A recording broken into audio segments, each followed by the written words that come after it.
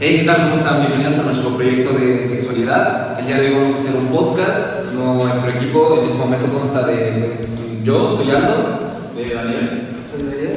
y el día de hoy vamos a tocar un tema bastante controvertido dentro de nuestra sociedad y dentro de nuestro campo como de la psicología, que es el tema de las parafilias.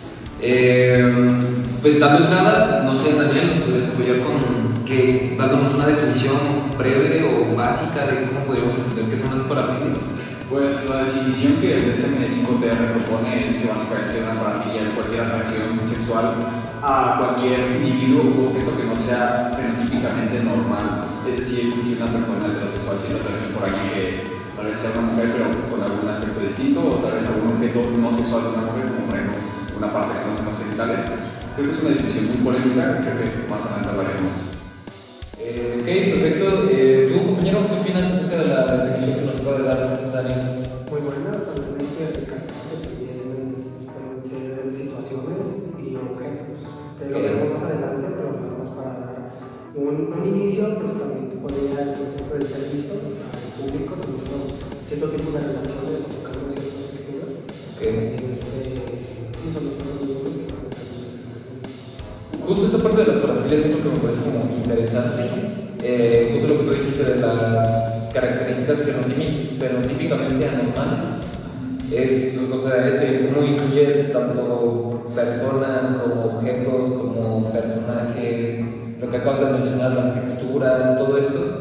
No sé, ahorita vamos a profundizar un poquito más en la explicación de esto, pero así a primera instancia, ¿ustedes cómo considerarían que comienzan estas,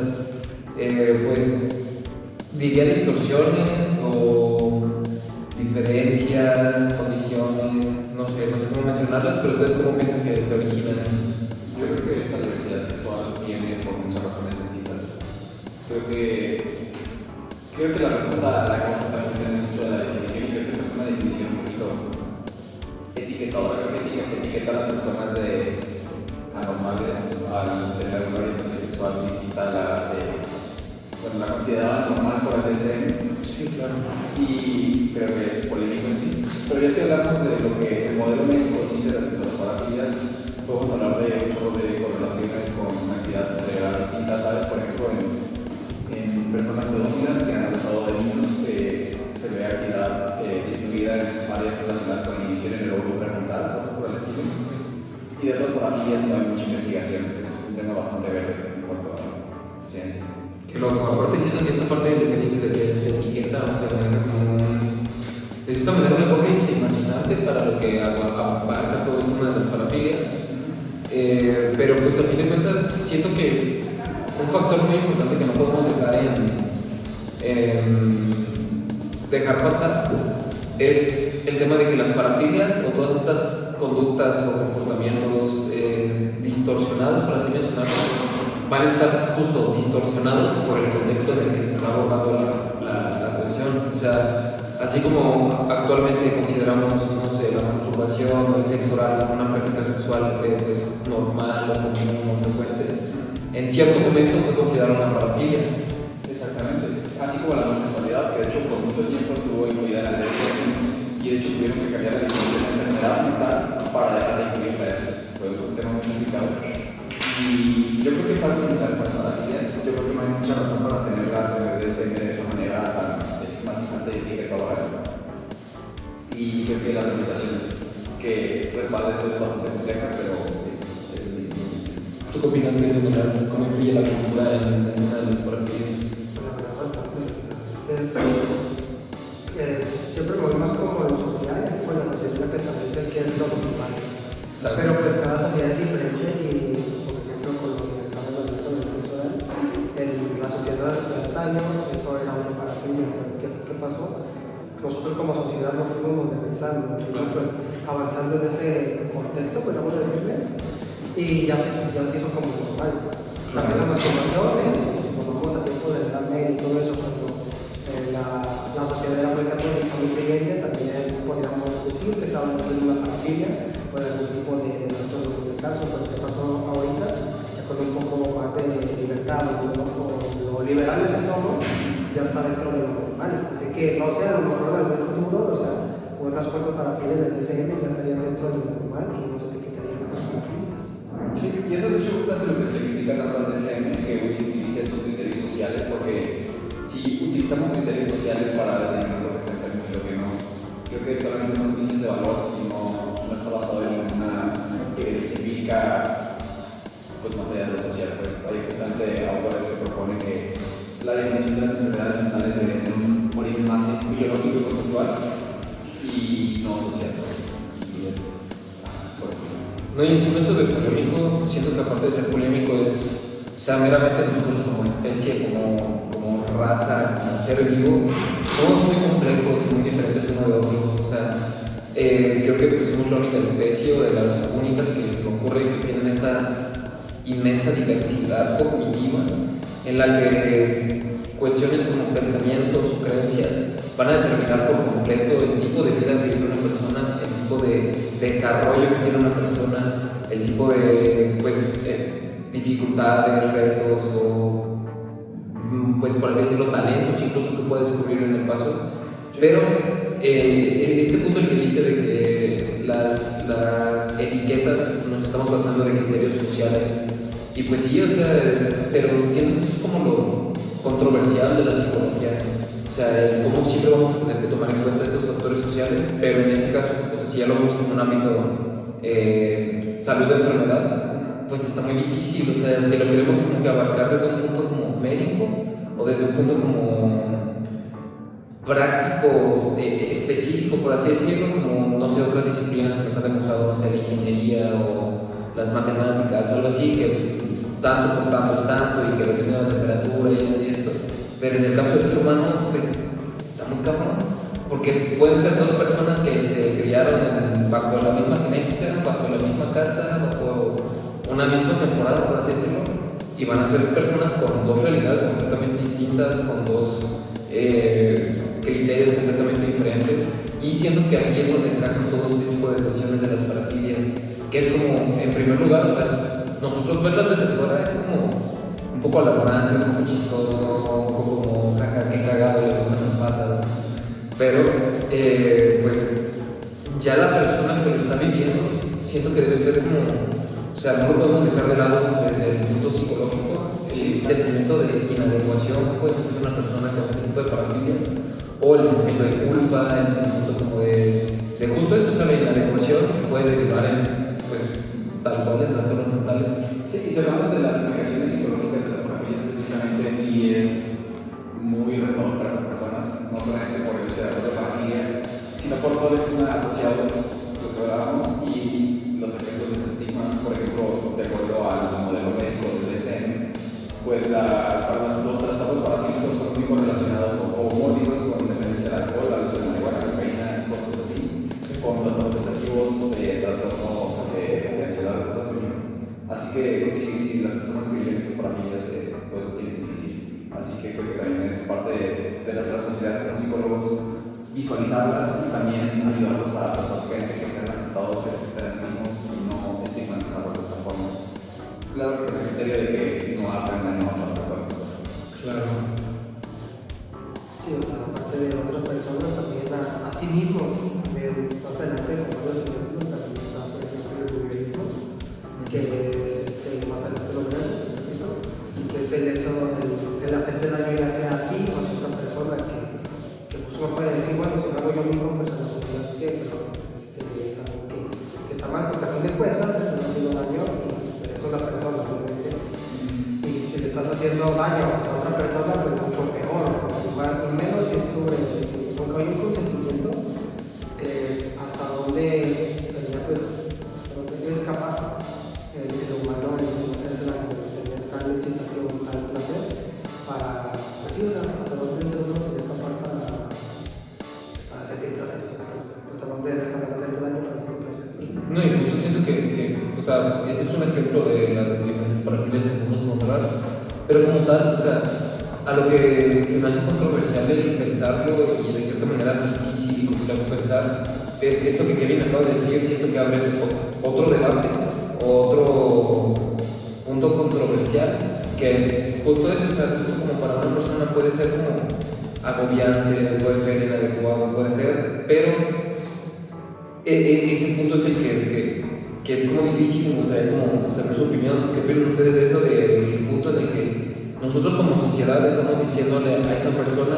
que, por ejemplo, tú decías que no se puede generar daño a sí mismo, o sea, con un fin erótico, con un fin sexual, que no se puede generar daño a sí mismo o cierto tipo de daño o cierto nivel de daño, pero está contradiciendo de cierta manera esta parte que también se respalda mucho de, pues, vive tu sexualidad libre y sana y todo eso.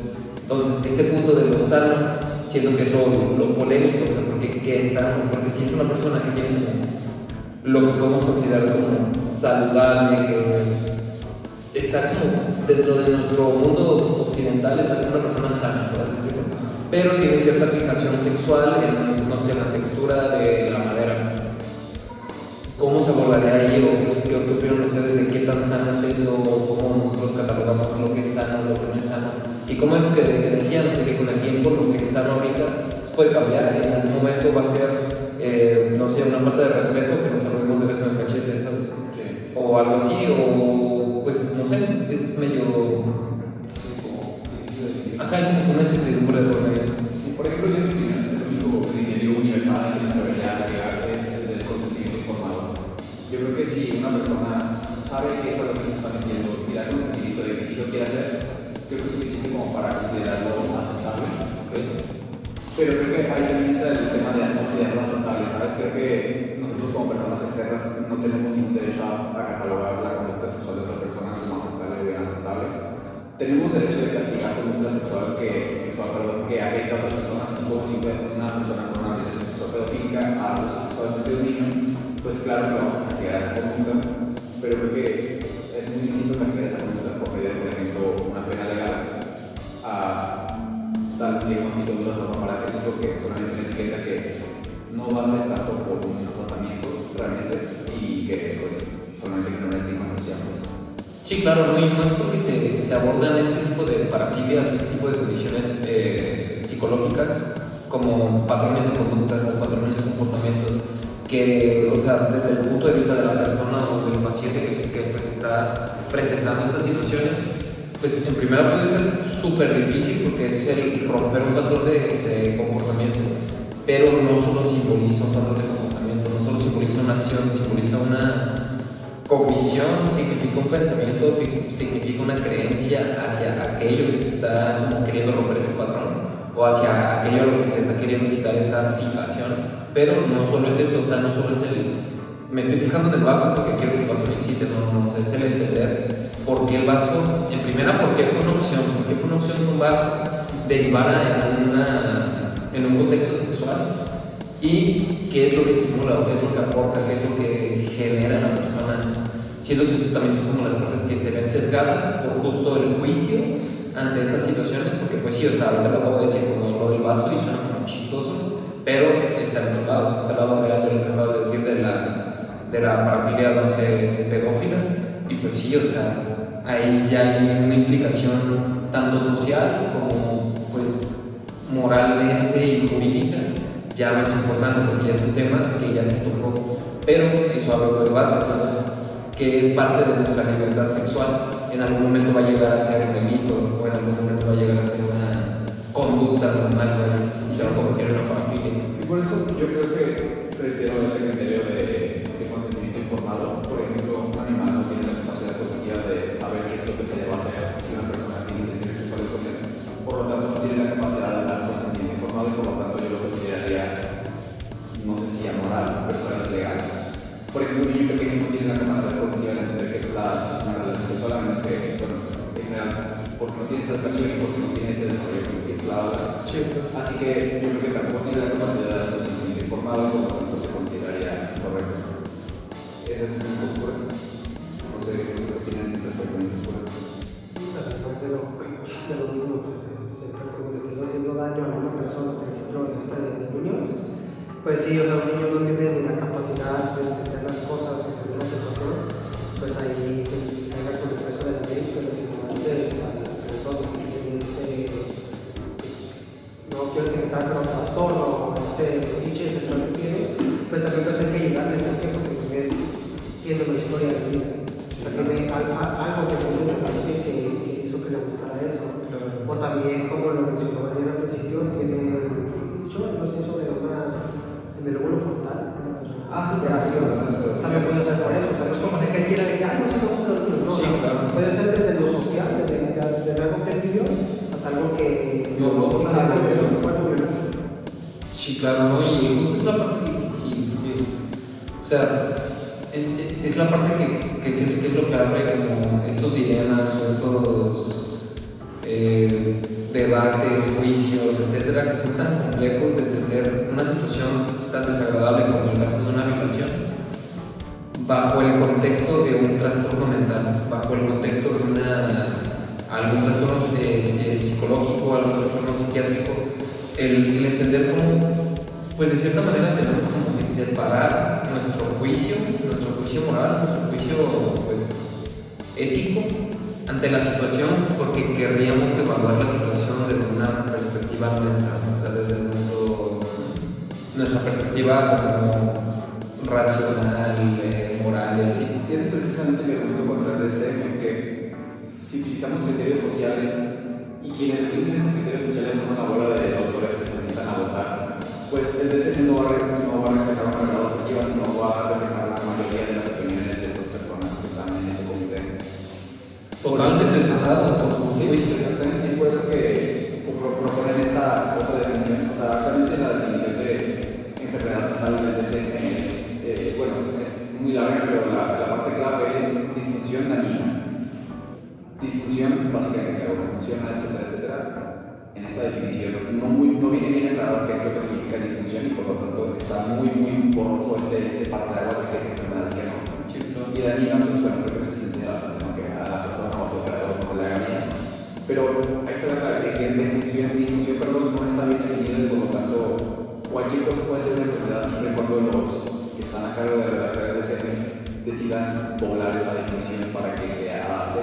Y yo creo que es por eso que actualmente tenemos las personas para delitos en el DSM.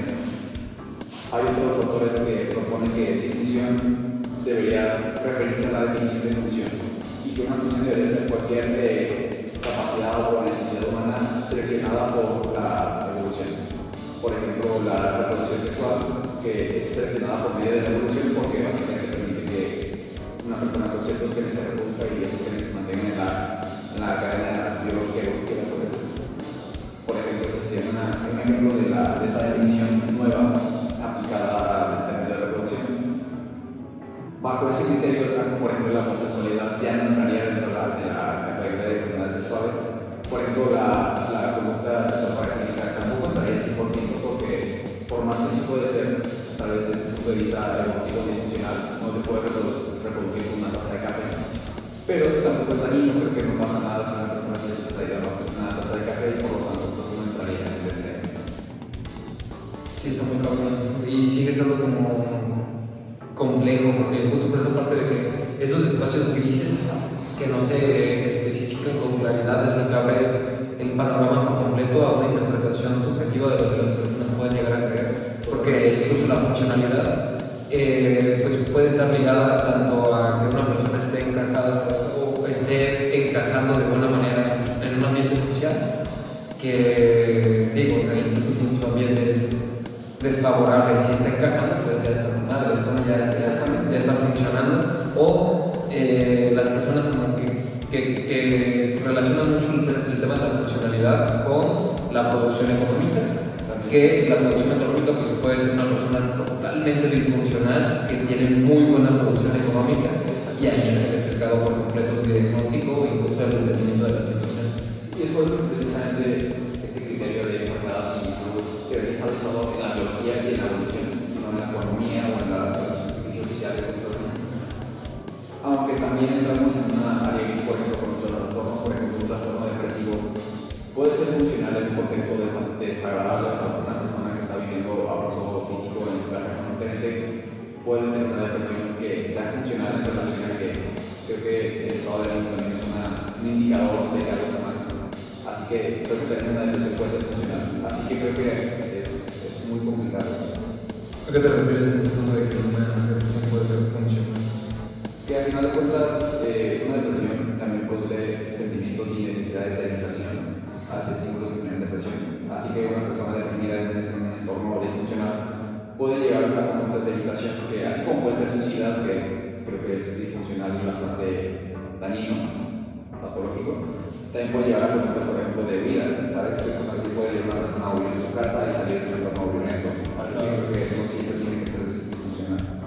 Ok, sí, incluso como nuestra capacidad biológica, que pues se ha presentado incluso en otras especies, del fenómeno disociativo, de cómo pues nuestro cuerpo o nuestras cabezas, nuestros cerebros en ciertos momentos se ven saturados, se ven rebasados y lo que hacen es pues, ausentarse por unos momentitos en lo que pasa la situación y ya es capaz de afrontar de nuevo lo que ya sucedió.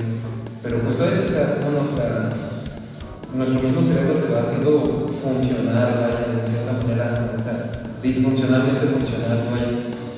Sí, exactamente, creo que precisamente por eso ni siquiera el acto de etiquetar algo como una enfermedad mental es una afirmación científica muy radical que desde mi punto de vista también requiere de evidencia científica muy radical. No todos los trastornos la cumplen. Bueno, para finalizar este episodio de nuestro podcast, me gustaría comenzar con que diéramos una conclusión breve, una reflexión. Y a mí lo que me gustaría reflexionar el día de hoy con este tema que tocamos, uno, en primer lugar, el respeto. Siento que el respeto es una cualidad humana que en este momento, justo con este tema, me gusta mucho recalcar, y otros puntos que mencionamos anteriormente, como el tema del consentimiento, ¿no?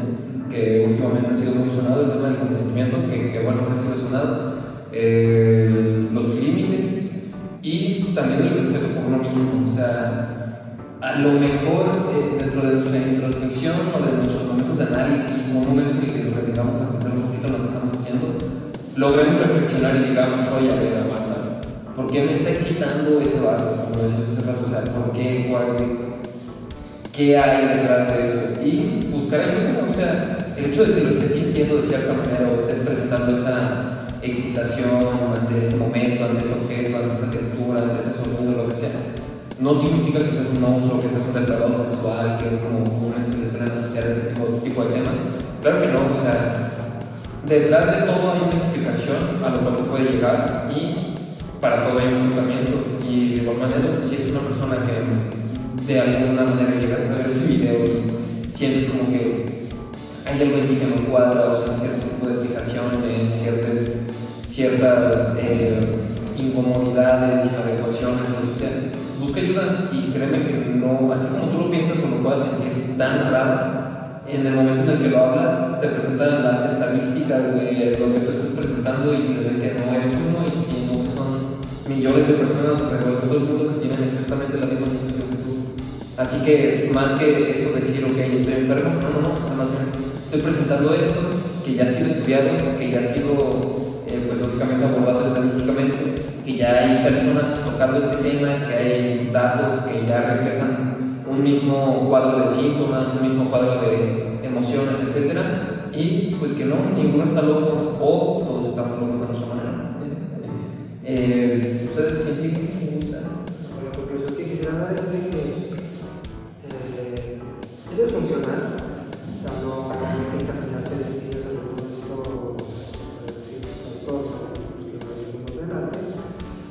mientras no te esté afectando en tu vida o a terceros, pues no hay por qué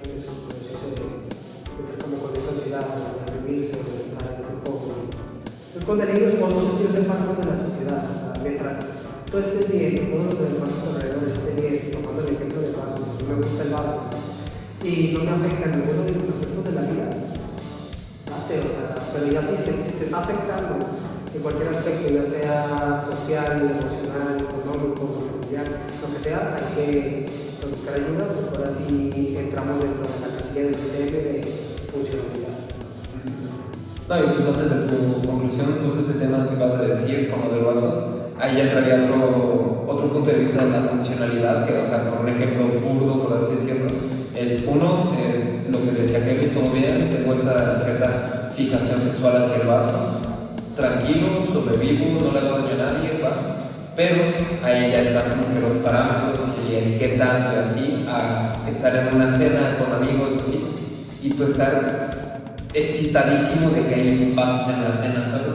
y que ya sea algo disfuncional y ya la gente te vea raro, ya te vea nervioso, ya te empiezas a tropezar, lo que sea, o que te desinhibas y no sé, digamos, te empiezas a masturbar en la cena porque se te ocurrió y pues ya ahora ya tienen pues su pavo financiado. Pero bueno, la neta sí ya con ese conclusión. Sí, bueno, previa mención, creo que. Bueno, primero mi conclusión. Creo que las parafilias, bueno, como les llaman en el diseño, las parafilias son un tema bastante polémico porque creo que las personas no siempre entendemos que la sexualidad es un espectro sumamente amplio. Así que yo creo que también hago una invitación a quienes estén escuchando o viendo esto, pues a que eso, que recuerden que la sexualidad es un espectro y así como nosotros lo vivimos de cierta forma, hay personas que la viven de maneras diversas y distintas y que las aceptemos. Creo que siempre cuando no estén afectando a nadie más, creo que no hay ninguna razón por la cual reprimir o castigar o etiquetar como enfermedad a ninguna conducta o orientación sexual. Y pues eso, a la aceptación. ¿Algo más que declarar? ¿Nada? ¿Todo bien? ¿Parafilia favorito? Al final del video decimos todas las parafilias. ¿Parafilia favorito? Leí que hay una de atracción sexual por las cajas de cartón. Se me hace muy específico ese episodio.